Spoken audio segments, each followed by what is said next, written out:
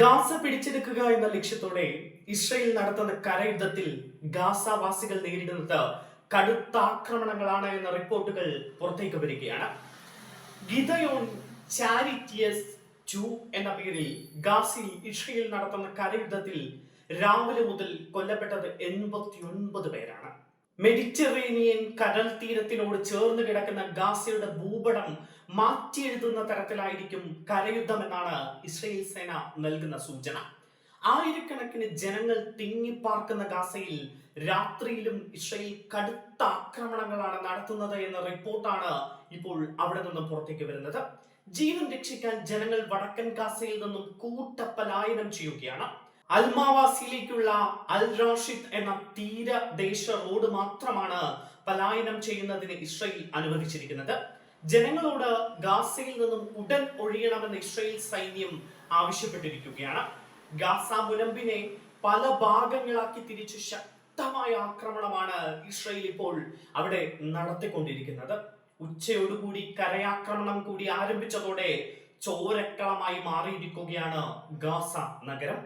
അൽ ദറാജ്, അൽ നസർ തുടങ്ങി പല മേഖലകളിലും കനത്ത ആക്രമണങ്ങൾ ഉണ്ടായി. ബോംബാക്രമണത്തിൽ പല പാർപ്പിട സമുച്ചയങ്ങളും തകർന്നു. നിരവധി പേർക്ക് പരിക്കേറ്റു. കരയുദ്ധത്തിനെതിരെ ബന്ദികളുടെ കുടുംബം രംഗത്തു വന്നു. ഹമാസ് ബന്ദികളാക്കിയ ഇസ്രായേലികളുടെ കുടുംബം പ്രധാനമന്ത്രി ബെഞ്ചമിൻ നെതന്യാഹുവിന്റെ വീടിന് മുന്നിൽ പ്രതിഷേധവുമായി തടിച്ചുകൂടുന്ന കാഴ്ചയും ഇന്ന് ലോകം കണ്ടു. ഇതിനിടെ പലസ്തീനികളെ ഇസ്രയേൽ വംശഹത്യ നടത്തുകയാണ് എന്ന ഐക്യരാഷ്ട്രസഭയുടെ അന്വേഷണ കമ്മീഷൻ റിപ്പോർട്ട് പുറത്തു വന്നിരിക്കുകയാണ്. എന്നാൽ റിപ്പോർട്ട് വ്യാജവും വളച്ചൊടിച്ചതുമാണ് എന്നാണ് ഇസ്രയേലിന്റെ പ്രതികരണം. അതിനിടെ യമനിലെ ഹൂതികളുടെ നിയന്ത്രണത്തിലുള്ള തുറമുഖത്തിന് നേർക്കും ഇസ്രയേൽ ആക്രമണം നടത്തിയിട്ടുണ്ട്.